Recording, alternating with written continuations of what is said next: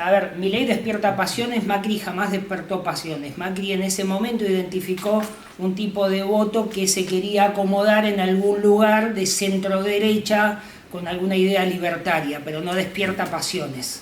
Macri no es Boca, es mentira. Lo que les pasaba que Milei no lo conocían, no había gobernado, entonces ahora lo conocen, está gobernando y está haciendo las cosas que a ellos les gustan. Buena respuesta.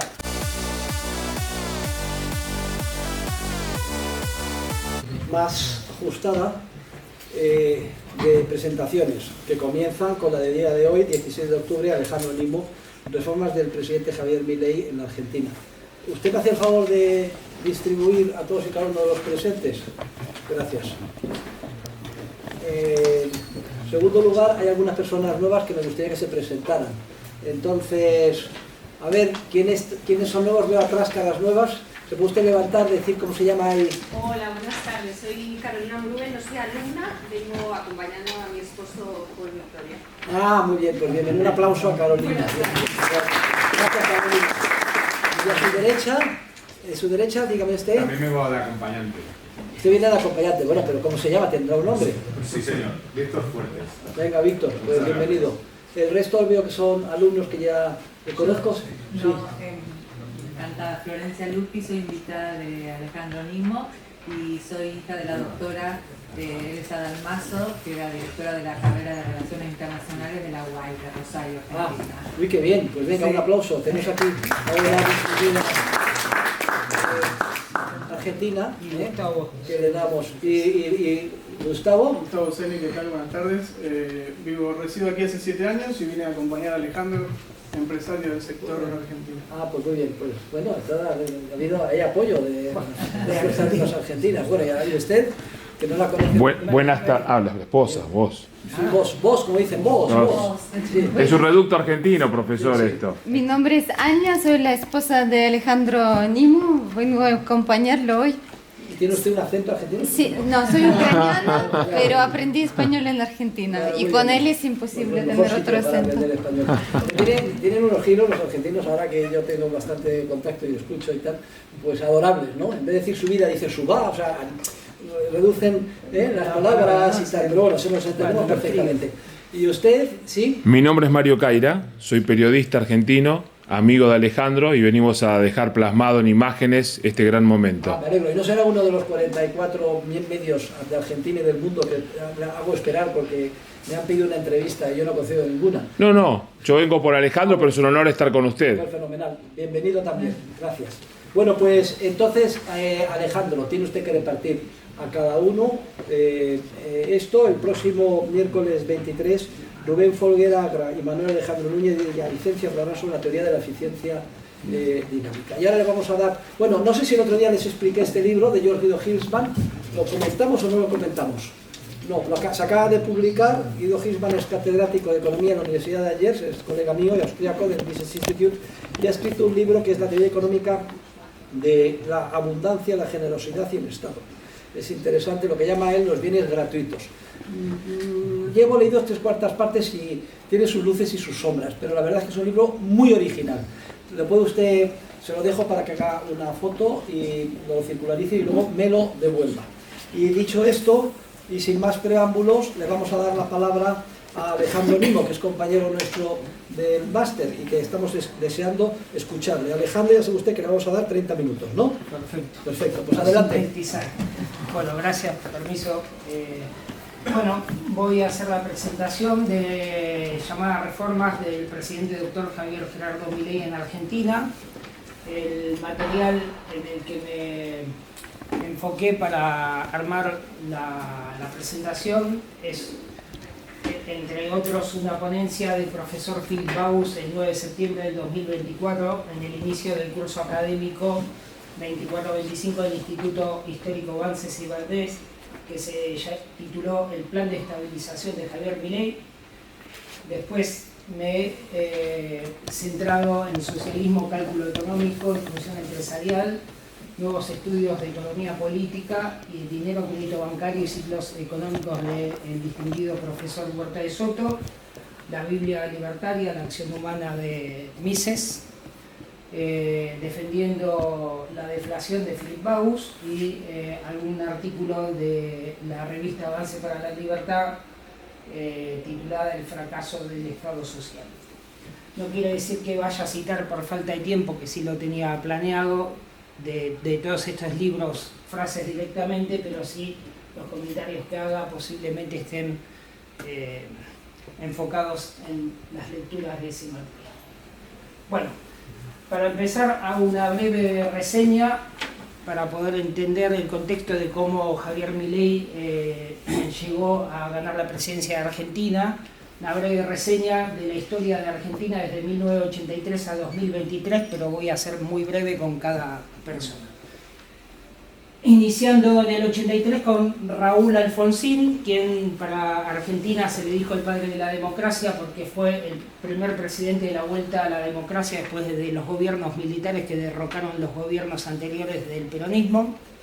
En realidad fue el padre de la hiperinflación, sumergió al país en una crisis económica enorme y en el año 89 en la elección ganó esa persona que es Carlos Saúl Menem, que como se lo veía ahí en la imagen era un gran pensador y se tuvo que hacer cargo del gobierno 6 meses antes de lo que le correspondía el traspaso, que era una manera de esconder la crisis que tenía el presidente Alfonsín, que en realidad tendría que haber renunciado, pero como se había dado la elección le entregó el mando antes, por lo cual Carlos Saúl Menem fue presidente 10 años y 6 meses de Argentina.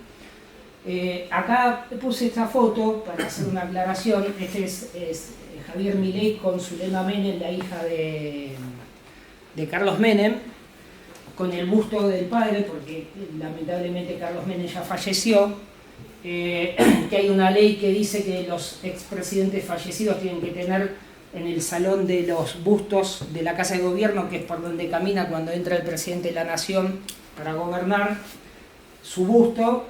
Pero le odió tanto la izquierda de Argentina, especialmente el kirchnerismo, que no habían cumplido con la normativa y hace muy poco tiempo Javier Milei cumplió con la norma que indicaba que el busto de Menem tenía que estar ahí.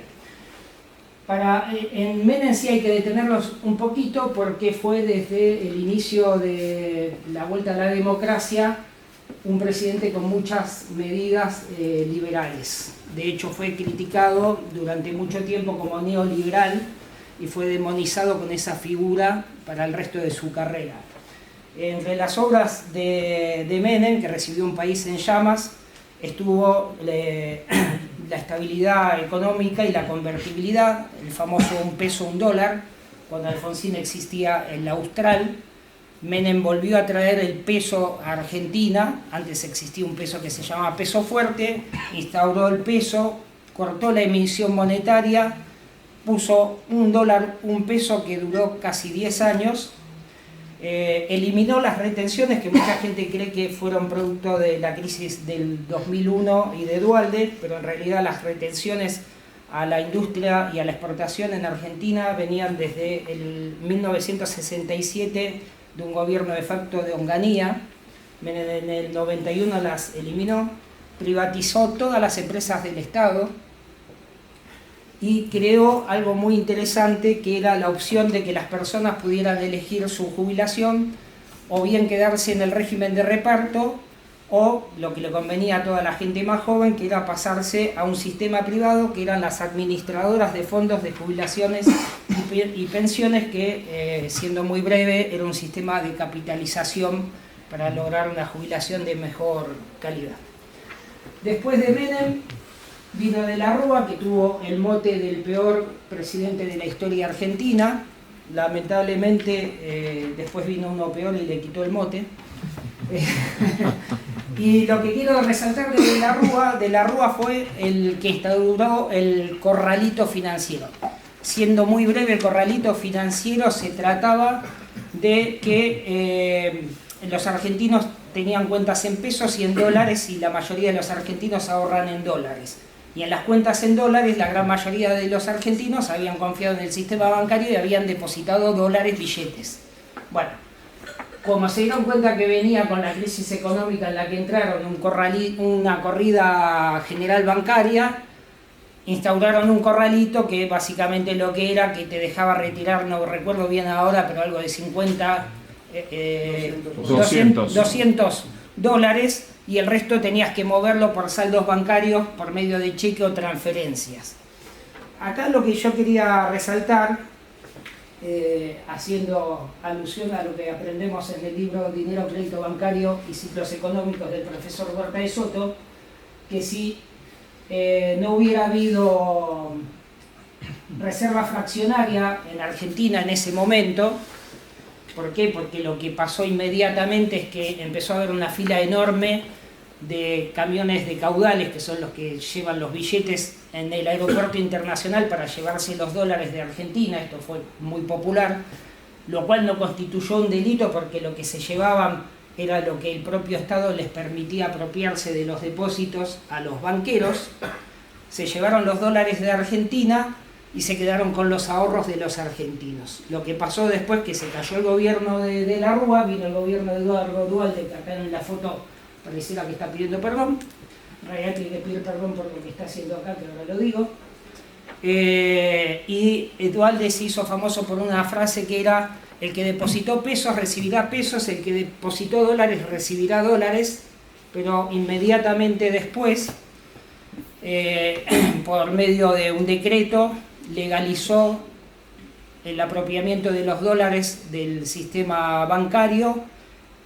Ya hubo 5 presidentes, el de la Rúa y Duhalde, que no vale la pena mencionarlos, pues fue muy breve tiempo, y ya habiéndose apoderado de los dólares y devaluado el peso enormemente, a los ahorristas les convirtieron sus depósitos en dólares en pesos y se los cubrieron encima también a través de emisión del Banco Central.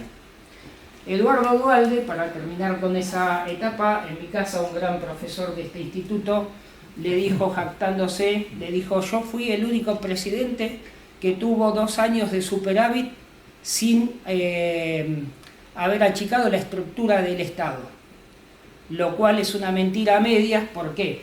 Porque en realidad eso ocurrió porque volvió a instaurar las retenciones al sector agropecuario y a las exportaciones industriales. Por medio del robo de los impuestos se apoderaba de muchísimos miles de millones de dólares por año, que los recaudaba con las retenciones robándoselo a los empresarios exportadores, y en la devaluación que existía en Argentina se daba vuelta y pagaba miserables sueldos en dólares al Estado. Esto de retención o restricción en España no lo entendemos exactamente qué significaba. Un impuesto nuevo sobre los aranceles. Sobre exportación e sí, importación. que llegaron a retener hasta un 45%. Aranceles a importación y impuestos a la exportación. Exactamente. Pero existiendo eso, inventaron la retención. O sea, usted exporta, le retenemos del dinero que tiene para cobrar este importe. Cuando lo obligan a liquidar en el mercado único de cambio la exportación, cuando llega esa cobranza, después pasa algo peor todavía, porque le dan un tipo de cambio que a ellos se les ocurre. Pero cuando llega ese dinero a Argentina, el gobierno le retiene un porcentaje que puede ser hasta un 45%. Bueno, Duhalde, que en el año 2003 no se sentía confiado de poder ganar la elección, llama a elecciones, se presentan Carlos Menem, y por medio de Duhalde se presenta un gobernador del sur de Argentina, de la provincia de Santa Cruz, que no tenía la más mínima posibilidad de ganar la presidencia, llamado Néstor Kirchner, que cuando hizo el pacto con Duhalde, que lo respaldó con toda la fuerza del Estado, el clientelismo político y todo el falso estado del bienestar, llegó al 2003 a la elección y perdió. Sacó el 22% en la primera vuelta y Carlos Menem sacó el 25%. Lo que pasó es que Carlos Menem consideró que ese 75% que no lo había votado, la gran mayoría posiblemente votaran a cualquiera menos a él. Entonces decidió renunciar a la segunda vuelta y se ungió con el 22% de los votos Néstor Kirchner, personaje del cual ustedes ya saben bastante. Para ser breve con el kirchnerismo, porque hay para decir muchas cosas malas. Se reforzó muchísimo el falso estado de bienestar, el asistencialismo constante, reestatizó un sinfín de empresas estatales que volvieron a ser todas deficitarias, aumentó muchísimo la presión impositiva y destruyó a la clase media de Argentina. Néstor Kirchner, después de esos 4 años donde había recibido una economía más o menos ordenada de parte de Duhalde, cree que había posibilidades de no ganar la elección que seguía y decide poner de candidata a su esposa Cristina Kirchner, que ahí la ven entre rejas, es un montaje, pero esperamos que pase pronto. Y por este motivo, Cristina, que todos creían que no iba a durar mucho, incluso su marido, y tendrían algún plan de huida, hace 2 gobiernos, pero hace 2 gobiernos ya yéndose al socialismo total. Ellos empiezan a caminar hacia el socialismo, en realidad, ¿por qué? Porque Néstor Kirchner, cuando Duhalde le da el poder, tenía determinadas condiciones que cumplir de lealtad, entonces para traicionarse y hacerse del poder total y absoluto, hasta Duhalde venía gobernando un peronismo que era de centro a centro derecha. Néstor Kirchner se tenía que enfrentar directamente a ellos y se alía con todo el socialismo de izquierda latinoamericano y la peor izquierda de Argentina. Y eso se convierte en su sostén, todos los movimientos sociales se convierten en el sostén de Néstor Kirchner, de Cristina Kirchner. Un desastre de gobierno, y ya se me está yendo todo el tiempo con esto, y pasamos en el año 2015, después de 2 mandatos muy malos de Cristina Kirchner y un enojo enorme social, a la nueva esperanza libertaria que era Mauricio Macri.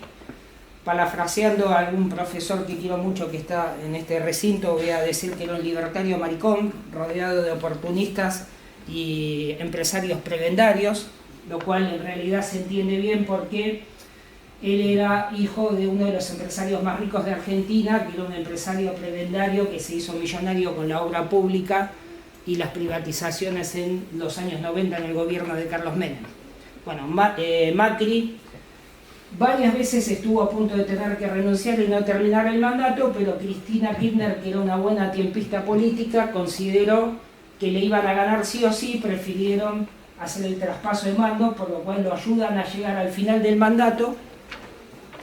Y este señor que está acá, que parece ahí en la foto que está por llorar, es Alberto Fernández, el presidente anterior a Javier Milei, que había sido el jefe de gabinete de este señor, de Néstor Kirchner, que estaba peleado y se había ido del gobierno de Cristina Kirchner. Cristina lo convoca y decide ponerse de vicepresidente y manejar los hilos del poder desde la sombra.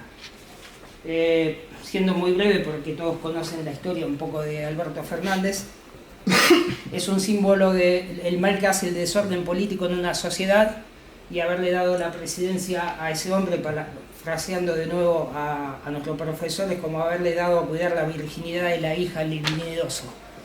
Haberle dado a Argentina a las manos de este señor que al final hoy están surgiendo muchas noticias de que es drogadicto, hacía orgías en la casa de gobierno y bueno, una situación lamentable. Pero las fuerzas del cielo nos ayudaron y en diciembre del 2023 la sociedad argentina, después de toda esa gravedad de situaciones, eligió a León Javier Milei como presidente de Argentina y lo ungió para gobernar. Inmediatamente Milei, ni bien asume, el 10 de diciembre asume, hizo la ceremonia en la cual nombró al profesor Huerta de Soto en la plaza en la ceremonia inaugural, y al otro día saca un decreto de necesidad de urgencia el 11 de diciembre titulado el decreto para liberar la economía, con 300 medidas para desregular la economía, entre ellas 30 que él destacó como las fundamentales. Yo voy a ir, por falta de tiempo, voy a las que yo considero que fueron las más efectivas hasta ahora, las que más efecto tuvieron dentro de la sociedad. La derogación de la ley de alquileres, que volvió a traer al mercado un montón de propiedades que ya la gente, como comentaba el profesor ayer en la clase, no quería ponerla en alquiler porque el Estado te daba las condiciones de cómo alquilar e incluso con qué aumento de precio.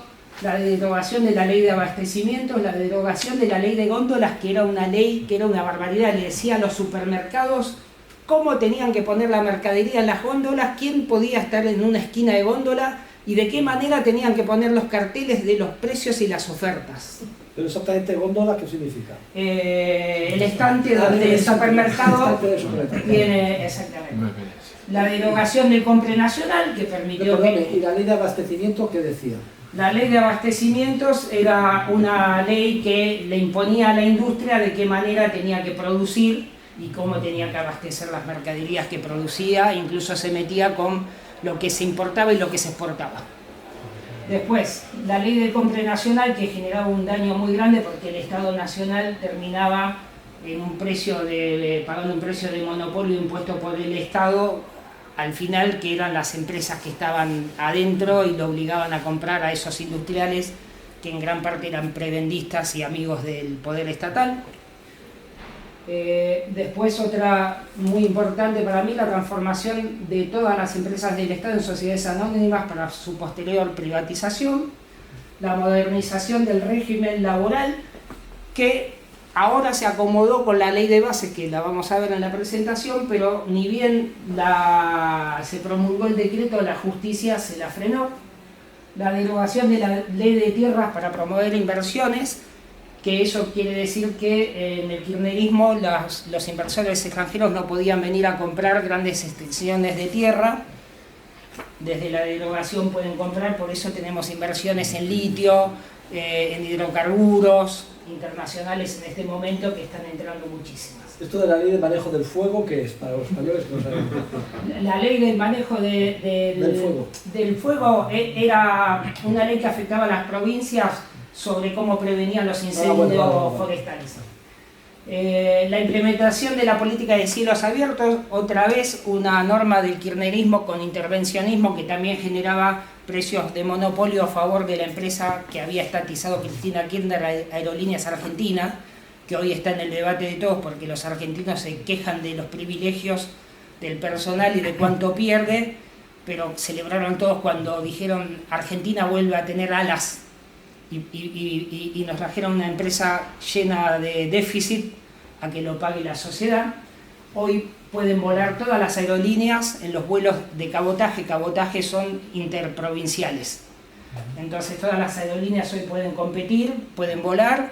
Se eliminó la ANAC, que era un ente que autorizaba esas aerolíneas y esos vuelos, y todos pueden competir.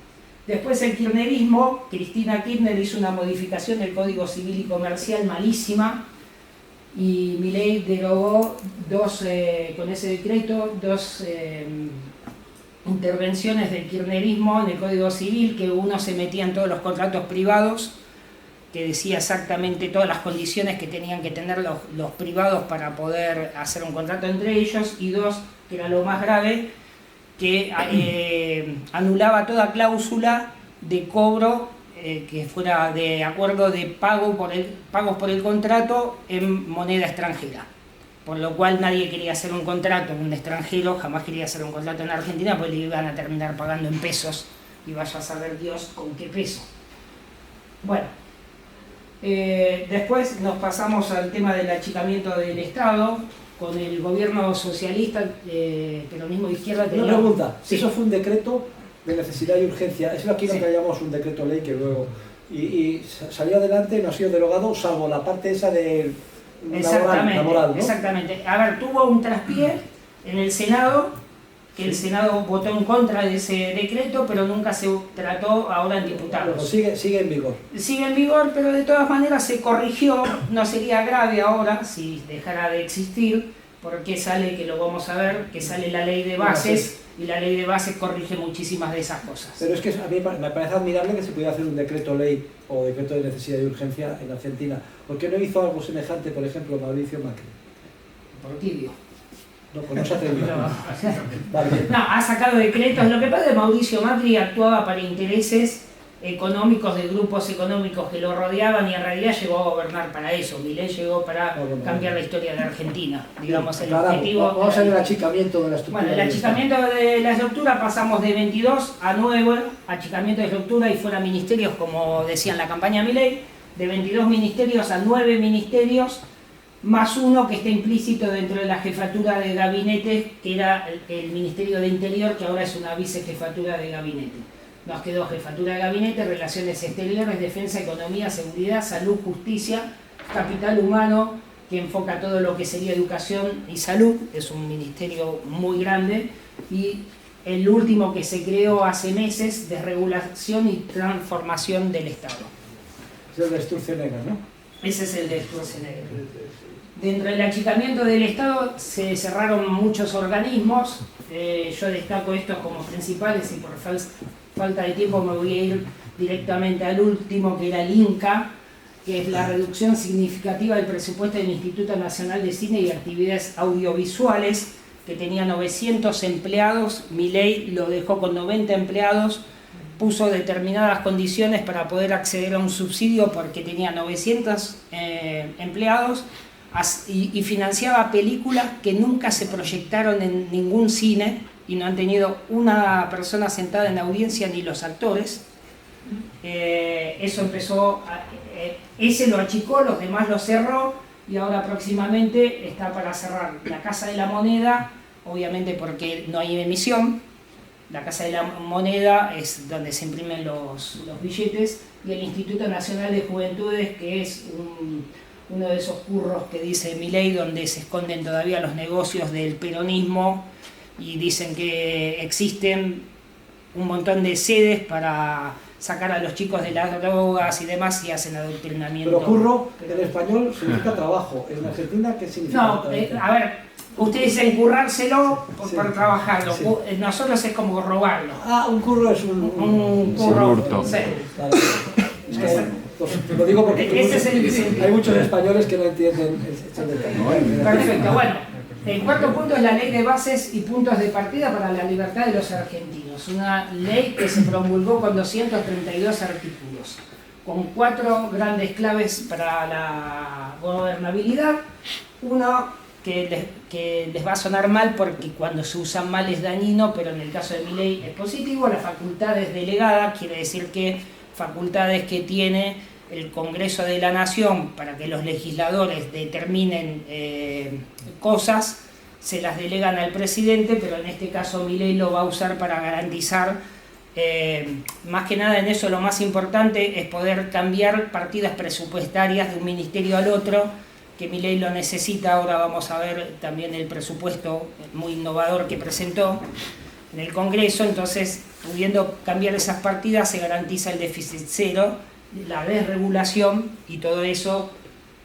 Milei logró tener esas facultades delegadas justamente también porque no tiene una gran cantidad de legisladores. De todas maneras hay que reconocer los goles legislativos que está haciendo Milei, que son impresionantes, porque con muy pocos legisladores le han querido vetar ya 2 normas y no han podido. Le han querido vetar, le han querido anular 2 vetos de normas que hicieron, que atacaban directamente el aumento de las jubilaciones y pensiones y el presupuesto de universidades. Milei, con su facultad presidencial, lo vetó.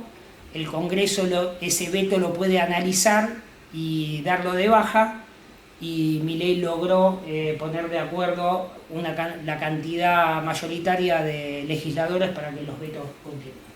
El segundo punto muy importante es el RIGI, que es el régimen de grandes inversiones, que prevé grandes beneficios impositivos aduaneros, cambiarios durante 30 años, además de estabilidad normativa y protección contra los abusos del Estado para proyectos que superen 200 millones de dólares, con el fin de fomentar inversiones, que esto básicamente es para minería y hidrocarburos, y ahora se está hablando de que salga un mini RIGI para inversiones que arranquen de 50 millones en adelante. Después, lo tercero son las privatizaciones, que le permitieron privatizar en el sentido de vender solo 2 empresas de las deficitarias del Estado, pero logró por medio de la negociación legislativa que se le permita concesionar todas las demás, incorporando capital privado y cediendo la administración por medio de la concesión a los privados para que funcionen y el déficit no sea responsabilidad del Estado. Y para mí lo más importante, porque durante muchísimos años tanto inversores extranjeros como inversores internos se han restringido de invertir en Argentina por culpa de la industria del juicio laboral. Esta reforma laboral, que ya está incluso regulada por el Poder Ejecutivo, lo que hizo fue quitar indemnizaciones especiales por despidos que había inventado el kirchnerismo. Por ejemplo, durante estos 6 meses, si lo despiden, le tienen que pagar el doble de indemnización que en lo común. Atacan la industria del juicio laboral directo y se creó una figura muy innovadora, muy buena, que básicamente lo que permite es que un autónomo, que allá se llama monotributista, pueda tener hasta 5 colaboradores, que son 5 autónomos que trabajan con él, pero no tienen relación laboral, por lo cual ese emprendedor, si mañana tiene que desprenderse de alguno de esos 5 colaboradores, no tiene costos laborales indemnizatorios, ni se puede demostrar un falso autónomo o una relación laboral entre ellos. Eso es excelente para Argentina. Bueno, después en el quinto punto puse el default, que se ocultaba y Milei tuvo que levantar, y la emisión cero. El profesor Philip Bagus ha definido 3 formas de default en su discurso ante los académicos del Instituto Banses y Valdés. El primero, el impago, el más simple, o sea, dejar de pagar, que Argentina lo ha hecho muchísimas veces. El segundo, subir los impuestos y robarles más poder adquisitivo a los ciudadanos. Y el tercero, que nos define Philip Bagus, es imprimir dinero, moneda fiat, para pagar las obligaciones y la deuda. Y nos dice Philip Bagus, al imprimir dinero para pagar las obligaciones y la deuda, se paga nominalmente, pero sin paga en términos reales, porque el poder adquisitivo del dinero con que se paga la deuda se ha devaluado. Con este tipo de impago, Argentina es un delincuente serial, nos dice el profesor Philip Bagus. Ahora, las deudas impagas heredadas por Milei, que son las llamadas bombas del Banco Central cuando llegó Milei, son las siguientes. Las LELIQs, que eran títulos de deuda emitidos por el Banco Central para secar la plaza de pesos y evitar que esos se vayan al dólar. Esto se creó durante el gobierno de Mauricio Macri. El 30 de agosto de 2023 el Banco Central ya emitía casi 2 billones de pesos por mes para pagar los intereses de las LELIQ. El Banco Central dejó de licitar nuevas LELIQ y decidió usar los pases pasivos como instrumento de regulación monetaria. Así, el día 13 de marzo pasado terminaron de sucumbir las últimas LELIQ que existían en Argentina. La segunda deuda heredada eran los puts, que es una especie de garantía, son instrumentos que le permiten al inversor venderle al Banco Central los títulos de deuda del Tesoro Nacional ante la posibilidad de una pérdida de su valor. En julio del 2024 el Banco Central informó que logró rescindir el 78% de las opciones de liquidez de los títulos públicos conocidos como puts. O sea, es una opción de venta. Exactamente, por lo cual también los desactivó. Las opciones de compra se llaman call y las de venta se llaman puts. Y la tercera bomba del Banco Central, que ocultaba el default que tenía Argentina, era la deuda con importadores, que en realidad el Banco Central le debía los dólares a los importadores para que puedan pagarle a sus proveedores. Bueno, a octubre del 2023 el monto adeudado por el Banco Central superaba los 58.500 millones de dólares, el doble de las reservas, más del doble de las reservas del Banco Central, que eran de 21.000 millones. ¿Pero eso procedía de las retenciones? No tiene nada que ver. No. Esto era, si usted importaba en Argentina, le tenía que pagar al español, por ejemplo. Sí. En Argentina había un sistema que se llamaba SIDA, que era una autorización de que le vendan dólares para pagarle al profesor Huerta de Soto. Bueno, no se lo contestaban. Vale. Entonces, al final, usted le iba dando al argentino hasta que le cortaba el crédito, porque le decía, me debes 4 facturas. Y el importe eran 58.000 millones de dólares. 58.500 millones de dólares. Bueno. El descenso fue atribuido en gran medida a la emisión de bopreales por parte del Banco Central. Estos son títulos concebidos como una herramienta para el pago de deuda comercial acumulada, permitiendo a los importadores suscribir bonos en dólares utilizando pesos al tipo de cambio oficial. Luego tuvieron la opción de vender esos bonos en el mercado secundario con el fin de hacerse de los dólares necesarios para hacer frente a sus compromisos en el exterior, por lo cual la deuda con los importadores también fue saldada. y nos queda de ese punto el déficit cero. En julio del 2024, en la nueva fase del programa económico del gobierno, aplicó una política de emisión cero y congelamiento e incluso reducción de la base monetaria, porque se cerraron los 4 grifos de emisión de pesos en la economía: el déficit fiscal, los intereses generados por los pasivos remunerados del Banco Central, los puts, y también la emisión de pesos por compra de dólares del Banco Central en el mercado único y libre de cambios, ya que la política a aplicar será la venta de esos dólares en el mercado del contado con liqui, congelando así el nivel de la base monetaria. Después, si quieren, me preguntan qué es el contado con liqui, pero no me voy a gastar mi tiempo. Bueno, en el punto 6 vamos a tratar el tratamiento de la inflación, de inflación buena y confianza de mercados. Cuando Milei asumió en diciembre, en enero de 2024, por efecto de rebote de la situación del plan Platita, que era un plan del kirchnerismo, la inflación mensual era del 25,7%.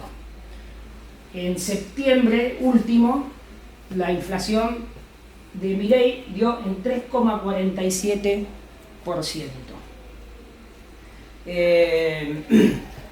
Después se criticó muchísimo en la oposición, diciendo que esto era producto de una deflación y que la deflación era malísima y que le hacía mucho daño al país. Entonces yo anoté la deflación per se. El profesor Philip Bauer nos enseña que la deflación per se no es dañina para la economía y que por tanto no pueden justificarse por este motivo las políticas monetarias inflacionarias para contrarrestar la inflación. Bauer trae a colación la definición de Leitner, que dice: la deflación es un proceso de caída de precios de un aumento del valor del dinero. Eso es lo contrario a la inflación. Siguiendo a Mises, Bauer señala que se producirá inflación cuando el poder adquisitivo del dinero aumente y cuando tendrá ese lugar. Pues bien, se producirá siempre que exista una disminución de la cantidad de dinero que no se ve acompañada de una minoración correspondiente de la demanda de este. A través de esa deflación per se o deflación buena se queda comprobado que se recuperó muchísimo el valor de la moneda argentina, del peso, tanto así que a partir del 1 de octubre el salario mínimo aumentó un 15,9% contra una inflación del 3,47% en septiembre.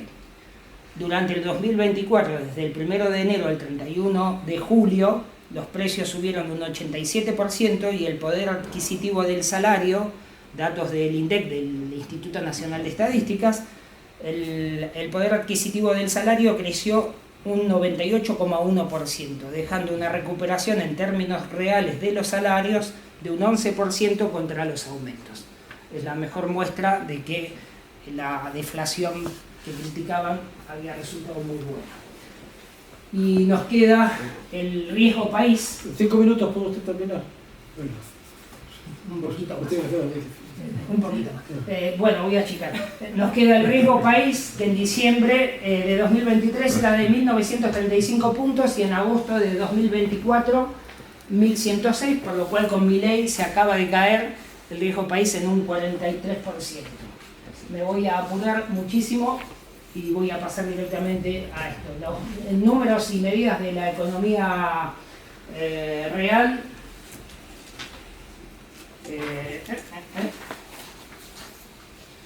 A finales del 2023 Argentina estaba enormemente endeudada, empobrecida, prácticamente quebrada, con un déficit consolidado del 15% del PBI, una deuda sobre el PBI estimada del 80%. El gobierno argentino estaba sin crédito, sin reputación y sin capacidad de conseguir más financiación, al mismo tiempo al borde de una hiperinflación que se estaba desarrollando. ¿Cómo resolvió Milei esto? Voy a ir sintetizando como me dijo el profesor. ¿Cómo lo resolvió? Achicando la estructura del Estado. La estimación de la caída del real gasto figura entre un 27 y un 35%, frenando la emisión monetaria, eliminando ministerios, organismos públicos y el resultado del superávit. Esta reducción del gasto público representa una reducción del peso del Estado que se ha quitado encima a la sociedad civil, el resultado es un superávit primario y secundario, es decir, después de intereses. Lo que sí es cierto es que ha sido la reducción más grande de la historia de la humanidad en un tiempo tan corto, del peso del Estado. Eso también hay que tener en cuenta. Bueno, vamos a pasar directamente Al presupuesto. Al presupuesto. Es un presupuesto muy innovador que plantea un déficit cero constante con flexibilidad de partidas para garantizar constantemente ese déficit cero.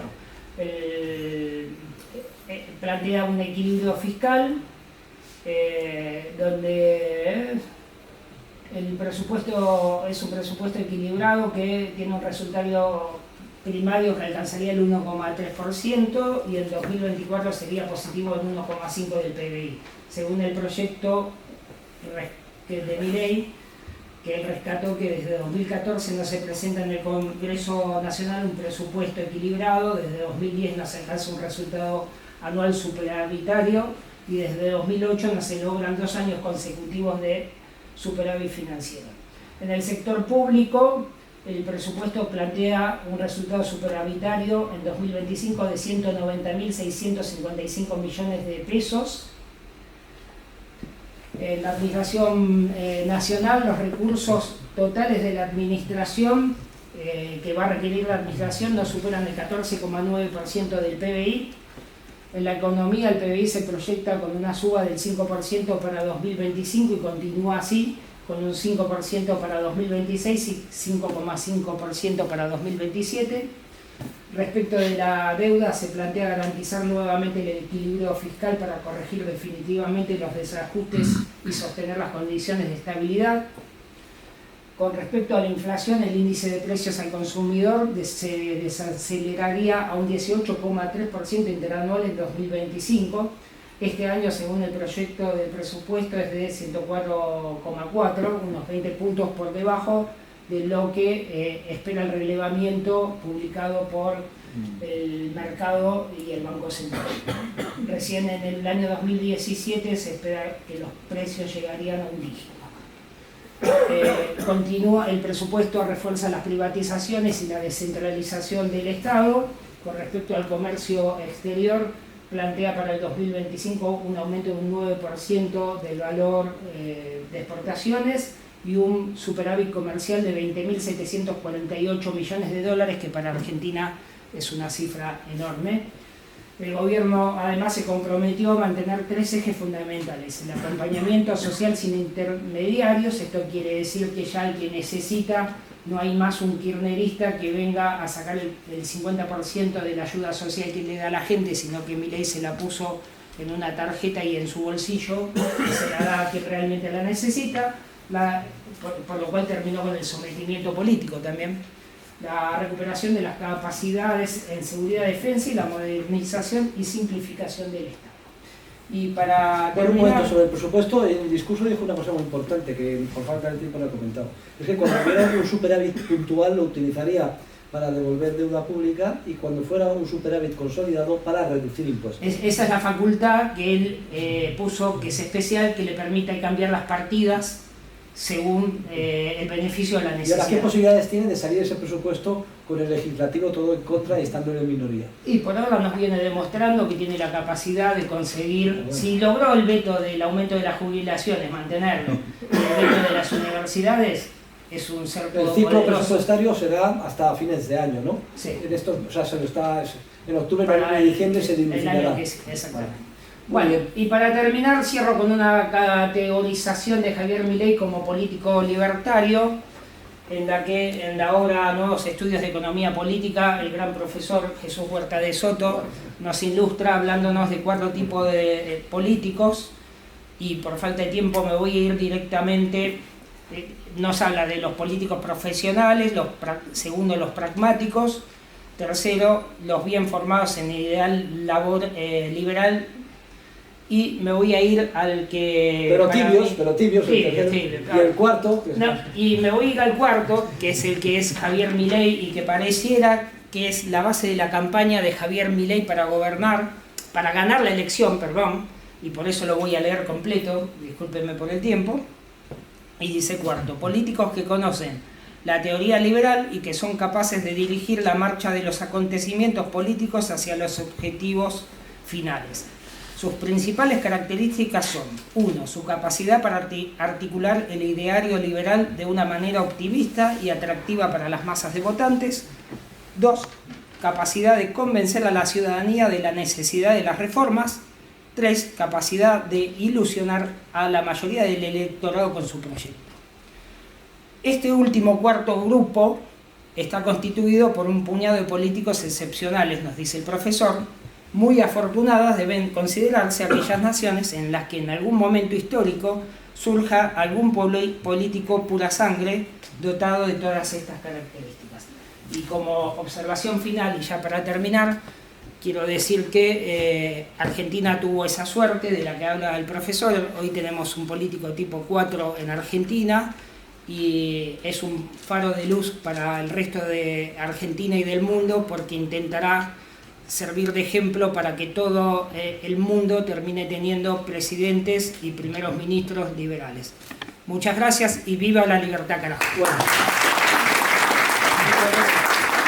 Gracias, Alejandro. Quédese ahí porque vamos a hacer algún comentario, que no tenemos mucho tiempo. Sí. Yo 2 observaciones. Una, que hay una promesa electoral de Milei, que era la que se refiere a la dolarización y al cierre y eliminación del Banco Central. Aquí el riesgo latente es que le vaya también el plan de estabilización, que al final el peso se vuelva fuerte y entonces los incentivos para cumplir esa promesa electoral desaparezcan. Yo creo que es muy importante que no salga de la agenda la dolarización y la eliminación del Banco Central, porque hay que pensar en el post-Milei. Si se deja el sistema saneado, basta con que haya un cambio político el día de mañana para que se tire por la ventana todo el esfuerzo de Argentina, de la nación, realizado con Milei, y en nada, en un año o en 2 volvemos otra vez a las andadas. Cosa que no se podría hacer si se dolariza y además no existe el Banco Central. Y el segundo tema relacionado con el corralito es muy importante. Yo esto lo he hablado con Milei varias veces, que con carácter previo a la dolarización hay que establecer lo que llama él, que dice que ya ha encargado el plan anticorridas, es decir, el establecimiento del coeficiente de caja del 100% para los depósitos a la vista en bancos en pesos. De manera que esto empieza a funcionar así, no pueda aumentar autónomamente el sector bancario mediante expansión crediticia. Aquí tendrá en contra a todos los empresarios prebendarios, banqueros privados, etcétera, O sea que va a ser una oposición tremenda. Y una vez ya que esté funcionando con el coeficiente de caja del 100%, ya se puede hacer la dolarización y que ya pasen a estar consolidados al 100% los depósitos en dólares, con lo cual se eliminaría de raíz el día de mañana cualquier otro nuevo corralito de tan amargo recuerdo en la nación argentina. Esos son 2 temas que yo siempre insisto hasta la saciedad con el presidente Milei, y él dice que siguen en la agenda. Vamos a ver qué pasa. En todo caso, le tenemos que agradecer a Alejandro Nimo. Creo que es un lujo tenerlo como alumno en el máster oficialmente este año, aunque ya asistió el año pasado también, y yo le he puesto como desafío, una vez que termine el máster, que haga una tesis doctoral sobre este tema. Yo creo que sería muy, muy bonita, y además desde España un tribunal de catedráticos españoles estará apasionado en saber cómo evolucionan los acontecimientos. Así es. Bueno, pues, ¿hay algún comentario? ¿Alguien quiere añadir algo de manera muy sintética? Porque dentro de muy pocos minutos va a venir los vedeles a echarnos. Venga, muy rápidamente, 1, 2 y 3. Venga, sí.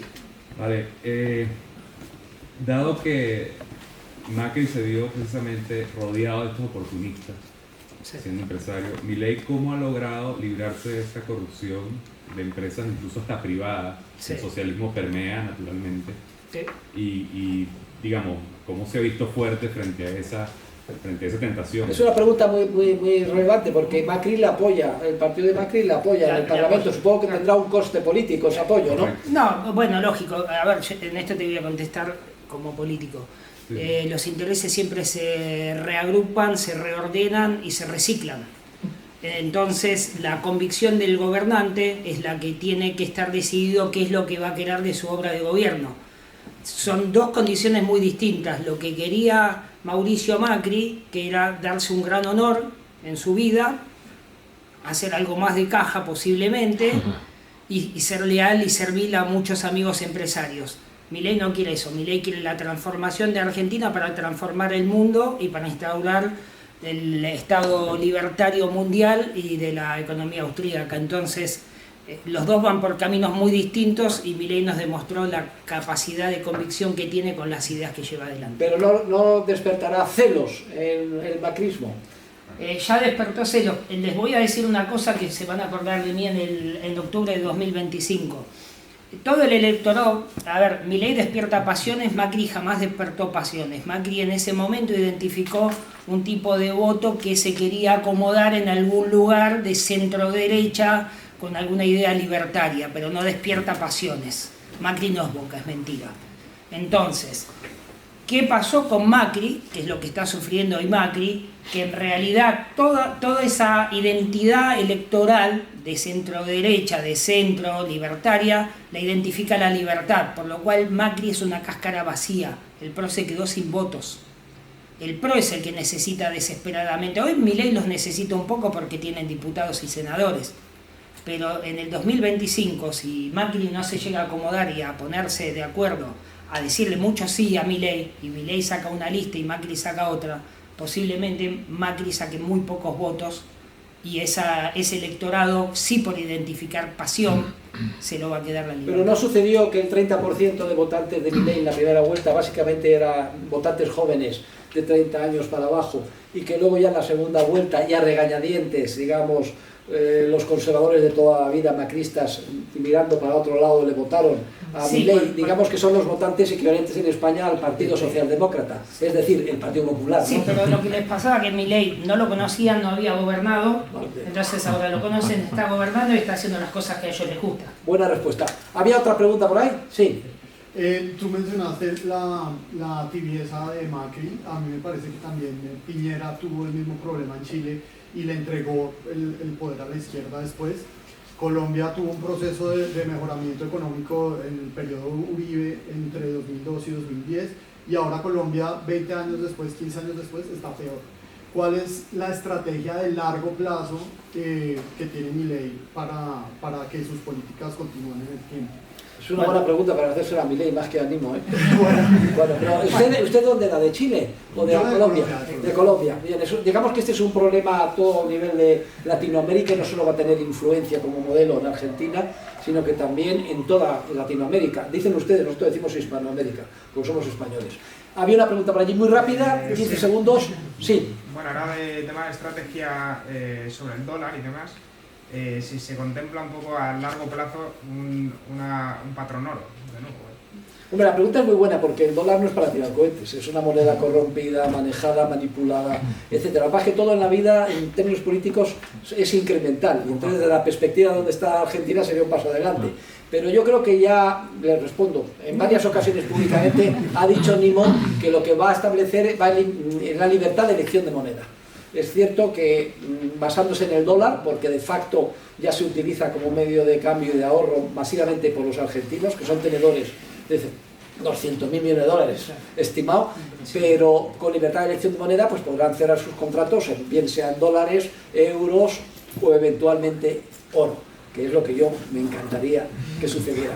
Le respondo. Y había por ahí otra pregunta muy rápidamente. Muy puntual. Usted mencionó, profesor, y también dentro de la campaña de Milei, algo vital era el cierre del Banco Central. Y él propone la banca Simons, que el profesor lo trata en su libro, un ejemplo muy puntual, la banca de Amsterdam, que se mantuvo con 100% de encaje, ¿no? Rayo, por su lado, dice que sería demasiado caro implementar. Bueno, pero vamos a ver, para empezar, yo ya eso en su momento le hice un escrito a Milei. Es un error hablar de banca Simons, porque la Escuela de Chicago defendía el 100%, pero para hacer más predecible la política monetaria y más efectiva la política de los bancos centrales. Es para reforzar el Banco Central. Entonces, lo que se pretende es la banca Mises, un coeficiente de caja del 100% para eliminar el Banco Central. Porque los bancos centrales, cuando orquestan expansión crediticia a través de banca privada con sea fraccionaria, es como si tuvieran un brazo de goma que cuando toman una medida a 10 metros la goma va mucho, o sea, es muy difícil acertar. Entonces con la banca Simon se rigidiza y se hace más efectiva la política monetaria del Banco Central, pero el objetivo de Chicago siempre era reforzar el Banco Central. En cambio el objetivo se dice y declara Milei es eliminar el Banco Central. Luego, por tanto, no banca Simons, había que hablar de banca Mises. Es uno de los pequeños defectos, todavía tiene resabios de Chicago, Milei. Voy a ver si cuando vaya yo mi viaje a Argentina se los quito del todo. Sigue hablando de Milton Friedman como si fuera el Nova Más, que es cierto que fue un divulgador. Le va a tener que cambiar el nombre al perro. Sí, bueno, Milton Friedman fue un gran defensor, divulgador, etcétera, de la libertad económica, no lo vamos a negar, pero desde el punto de vista de la teoría, realmente un desastre. Lo que ha aportado no han hecho más que dar armas a los enemigos, sí, muy a su pesar, pero esa es una realidad. Pero bien hecha la pregunta y, a ver, rápidamente. Sí, rápido. ¿Hay algún proyecto en un futuro de descentralización para que las medidas que aplique Milei, que son necesarias y ahora no van a aplicar los gobernadores que hay locales, queden, digamos, por si vuelve un gobierno kirchnerista en un futuro y tal, que haya, digamos, más descentralización y puedan evitar esas medidas malas? A ver, toda norma se puede llevar para atrás, toda norma se puede derogar y toda norma se puede reemplazar con una nueva norma. La idea es que la gente conozca las ideas de la realidad, cómo es vivir con la libertad y esperar que exista una cantidad siempre de ideario liberal para que los liberales sigan. Muy bien, Alejandro. Voy a terminar porque hace poco ha habido una intervención que ha salido, se ha hecho pública, de mi querido colega y directo discípulo al que cita de Milei a menudo, que es el profesor Hans-Hermann Hoppe, que ha puesto el acento en el posicionamiento argentino en el mundo geopolítico. Entonces, tal y como explico yo, el economista liberal de la política, yo pienso que está claro que el Estado es la encarnación del demonio, que todos los Estados son malos, incluyendo el Estado de Israel, obviamente.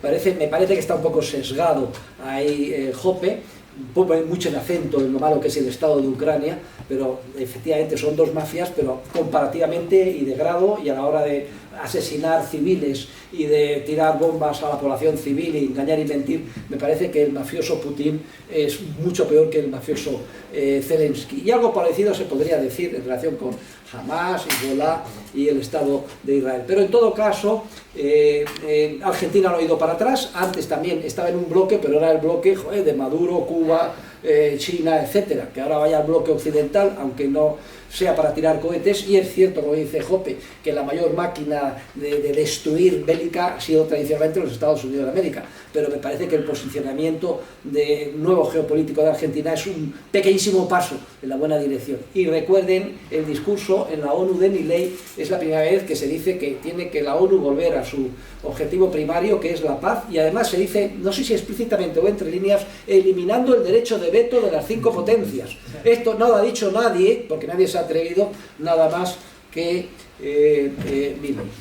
Entonces, me parece que ha sido exagerado lo que dice de, bueno, pues Milei está bien, como puede estar mejor Trump que Kamala Harris. No tiene absolutamente nada que ver, porque ni Trump tiene el conocimiento de Milei, ni Trump es un libertario. Trump defiende muchísimo el proteccionismo y no tiene nada que ver en ese sentido con Milei. Creo que ahí también patina Hans-Hermann Hoppe. Y yo una vez le dije a Milei, bueno, en términos de puridad que no se te olvide, porque la producción, distribución y consumo de drogas debe de ser libre y la estás persiguiendo, y además pones que si Patricia Bullrich ha metido en la cárcel. Me decía, sí, pero es que resulta que las mafias criminales en Rosario pues hacen esclavos y tenemos que luchar contra ella. En una segunda fase ya nos ocuparemos de desmontar el Estado en todos los niveles, incluyendo el Estado de Israel y el de la libertad de producción, distribución y consumo de drogas. Y viva la libertad, carajo, y otro aplauso a la